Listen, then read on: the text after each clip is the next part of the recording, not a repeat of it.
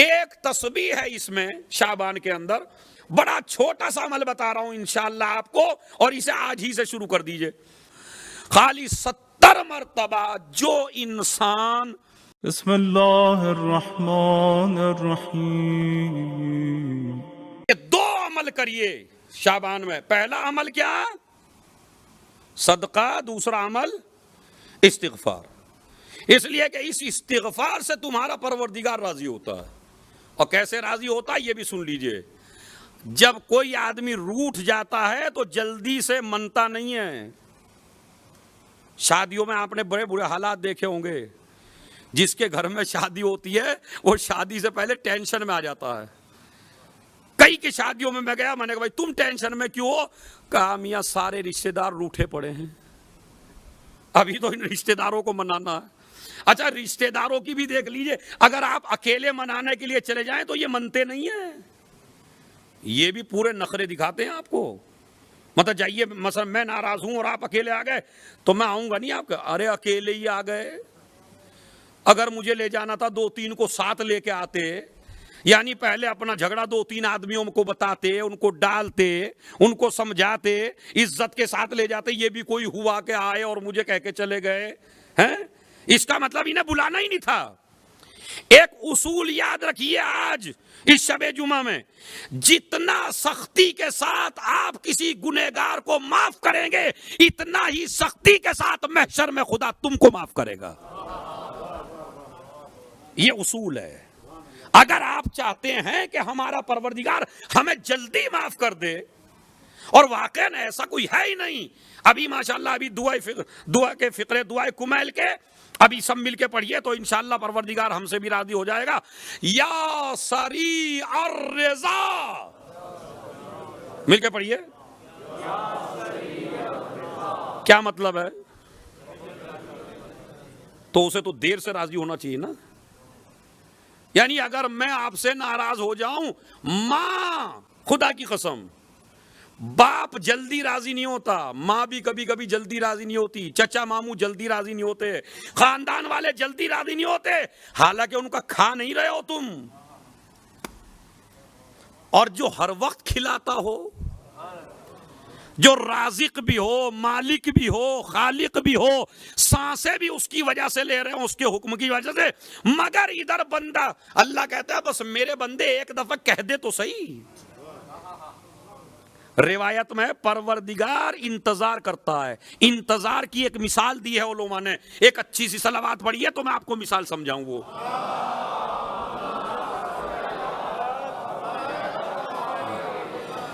جب ایک گناہگار بندہ اپنے پروردگار سے استغفار کرتا ہے تو اللہ کو کتنی خوشی ہوتی ہے۔ معصوم فرماتے ہیں اگر کسی عورت کے ایک ہی بیٹا ہو اور وہ ایک بیٹا اس کو خبر دی جائے تیرا بیٹا مر گیا، اور وہ دن رات رو رہی ہو، اور اس کے بعد اچانک کچھ دن کے بعد دیکھا کہ وہ بیٹا سامنے ہی نظر آ جائے، اماں میں مرا نہیں ہوں، میں تو زندہ ہوں، اس ماں کی کیفیت بتائیے آپ کیا ہوگی؟ کتنی خوش ہوتی ہے وہ ماں جس کے بچے کی مرنے کی خبر دے دی جائے، اس کے بعد وہ زندہ آ جائے، ماں کے سامنے آ جائے، ماں کو ماں کہہ کے پکارے تو کتنی خوش ہوتی ہے ماں۔ معصوم فرماتے ہیں کہ جتنی خوشی اپنے بیٹے کو زندہ دیکھ کے ایک ماں کو ہوتی ہے، اس سے زیادہ خوشی پروردگار کو اس وقت ہوتی ہے جب ایک گناہگار ایک مرتبہ کہہ دے استغفر اللہ۔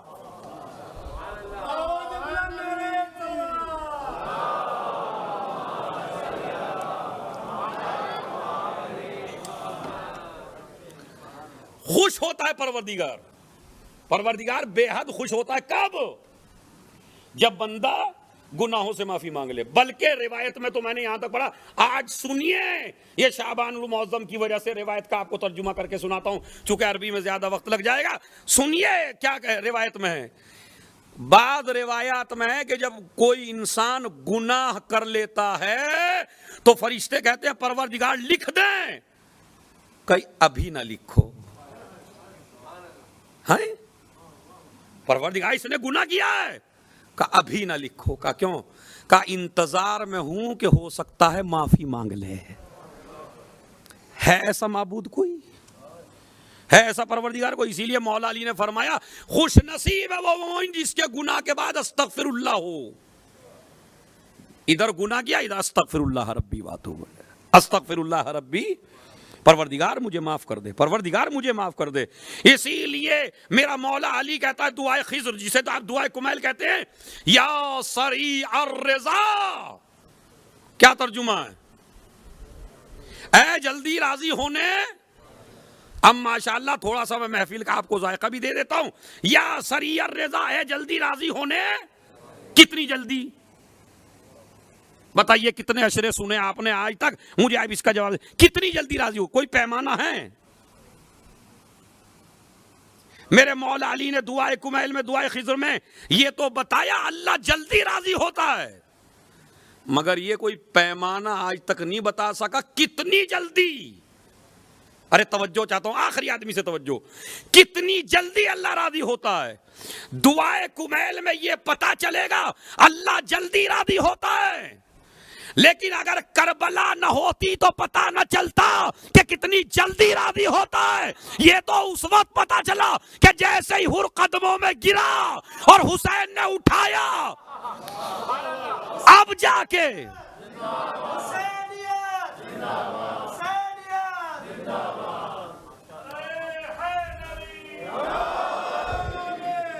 خدا کی قسم کربلا نہ ہوتی تو یہ پتہ نہ چلتا کہ پیمانہ کیا ہے. علی نے یہ تو بتا دیا تھا اللہ جلدی راضی ہوتا ہے، مگر یہ حسین نے بتایا.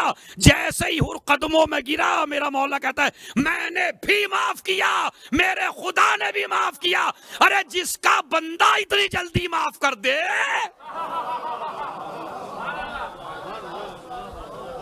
ایک صلوات بھیج دیں محمد اور آل محمد.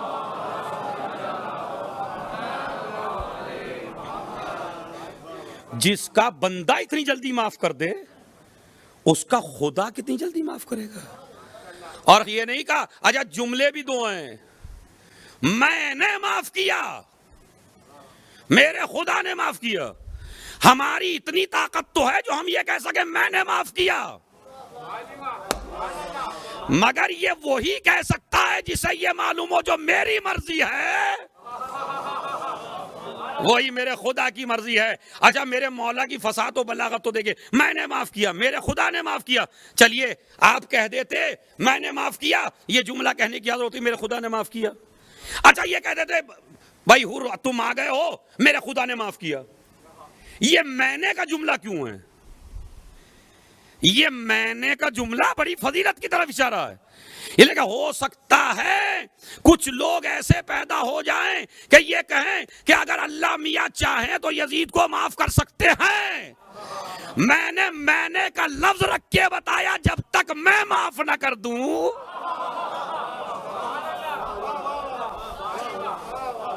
میرا خدا بھی معاف کرنے والا نہیں ہے. اللہ بس عزیزو، میں نے معاف کیا، میرے خدا نے معاف کیا. حالانکہ دیکھیے یہ معاف کرنا بڑا آسان کام نہیں ہے. جیسے موقع پر حسین نے معاف کیا ہے، ایسے موقع پر آج تک کسی نے کسی کو معاف نہیں کیا ہے. نہیں میں دلیل دے رہا ہوں آپ کو، ذرا ہسٹری پڑھیے آپ. رسول خدا نے اپنے گناہگاروں کو معاف کیا. فتح مکہ میں معاف کیا یا نہیں کیا؟ معاف کیا. کب معاف کیا؟ جب وہ تکلیف کا زمانہ ختم ہو چکا ہے. اب تو اقتدار میں ہے پیغمبر، اب تو پوری کائنات قبضے میں ہے، اب تو صحابہ ساتھ میں ہیں، اب تو فاتح بن کے آئے ہیں، تو کوئی تکلیف تو نہیں ہے نا. یعنی ظالم نے جو تکلیف دی ہے وہ تکلیف ختم ہو چکی ہے. آدمی کی تکلیف اگر ختم ہو جائے تو معاف کرنا آسان ہوتا ہے. رسول اللہ نے اس وقت معاف کیا جب تکلیف ختم ہو گئی تھی.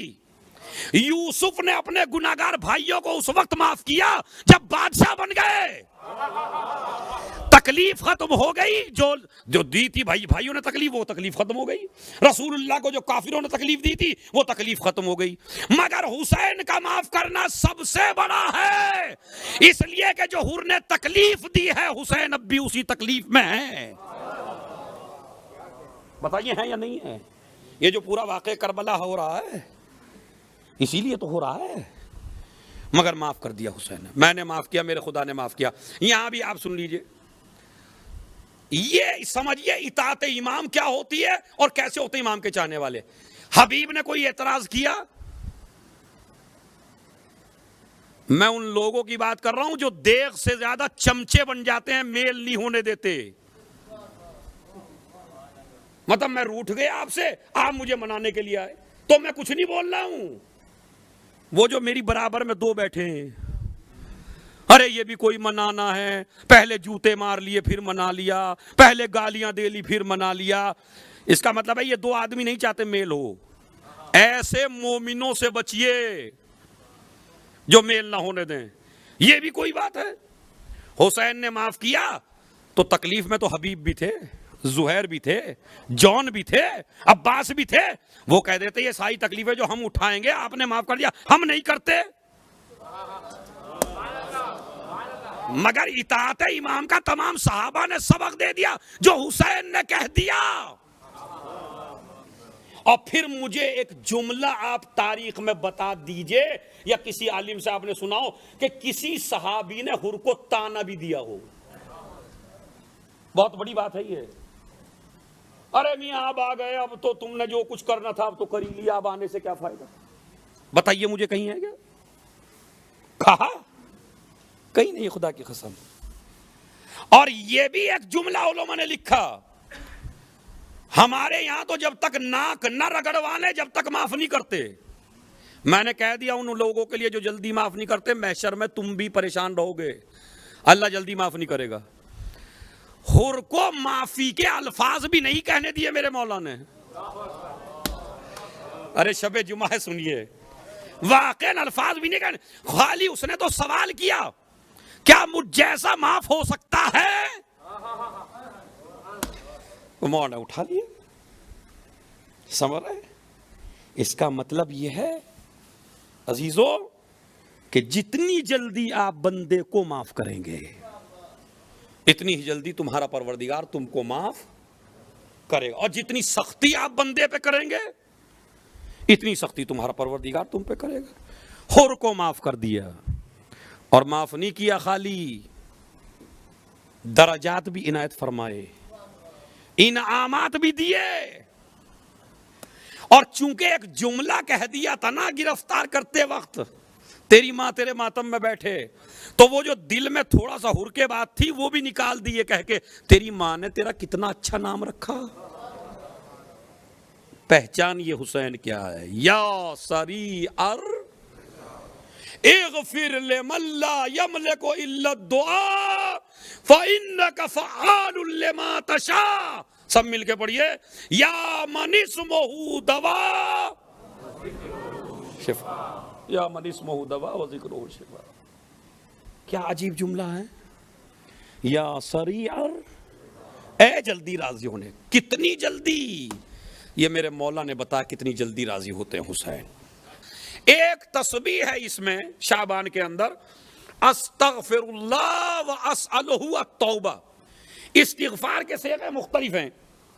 اگر آپ استغفر اللہ ربی واتوب الیہ، استغفر اللہ واتوب الیہ، استغفر اللہ الذی لا الہ الا هو الحی القیوم ذو الجلال والاکرام واتوب الیہ، یعنی مختلف صیغے ہیں اس کے. کئی چیزیں بتائی گئی ہیں استغفار کے بارے، لیکن جو شعبان کے لیے بتائی گئی ہے نبی فرماتے ہیں، دیکھیں بڑا چھوٹا سا عمل بتا رہا ہوں انشاءاللہ آپ کو، اور اسے آج ہی سے شروع کر دیجئے، اور یہ ہر روز کے لیے. نبی فرماتے ہیں من استغفر اللہ کل یوم 70 مرہ، جو انسان 70 مرتبہ، خالی 70 مرتبہ، نہ 100 مرتبہ نہ 200 مرتبہ، خالی 70 مرتبہ جو انسان یہ والی استغفار پڑھے، استغفر اللہ واسألہ التوبہ، تو کیا کہ غفر اللہ لہو ذنوبہ ولو کانت مثل عدد النجوم. اگر آپ نے یہ استغفار پڑھی تو پروردگار عالم تمہارے سارے گناہوں کو بخش دے گا، چاہے یہ گناہ اتنے ہی کیوں نہ ہو جتنے آسمان پر ستارے ہیں. ایک صلوات بھیجیں محمد اور آل محمد پر.